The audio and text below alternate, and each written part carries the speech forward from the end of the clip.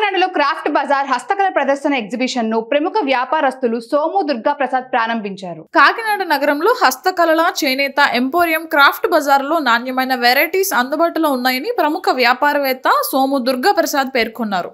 కాకినాడలో క్రాఫ్ట్ బజార్ను ఆయన ప్రారంభించారు. ఈ సందర్భంగా ఆయన మాట్లాడుతూ ప్రజలకు 20 రోజుల పాటు అందుబాటులో ఈ క్రాఫ్ట్ బజార్ ఉంటుందని పేర్కొన్నారు.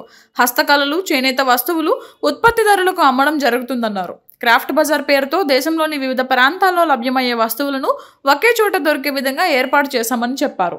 ఈరోజు కాకినాడలో నాగమల్లి తోట ఏరియా సెంటర్లో క్రాఫ్ట్ బజారు ఓపెన్ చేశారు. సుమారు 50,000 ఐటమ్స్ వరకు ఉన్నాయి. సామాన్యులకు మధ్యతరగతి వరకు ఉపయోగపడే వస్తువులు చాలా ఉన్నాయి. ఎస్పెషల్లీ చిన్నపిల్లలకు కానీ అలాగే కాటను, చేనేత రకరకాల వస్తువులు ఒకే చోట 50,000 రకాల వస్తువులు దొరకడం అనేది అరుదైన విషయం.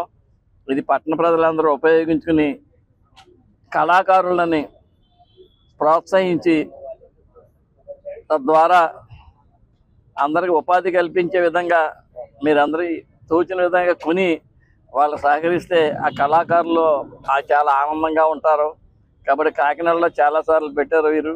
ఇప్పుడు కూడా వచ్చి సెలవులు కాబట్టి ఇంకా 4 రోజులు 5 రోజులు ఉన్నట్టున్న సెలవులు ఉపయోగించుకుని అందరూ వచ్చి ఒకసారి చూసి ఈ క్రాఫ్ట్ బజార్ను చూసి విజయం చేకూర్చవలసిందిగా కోరుతున్నాను.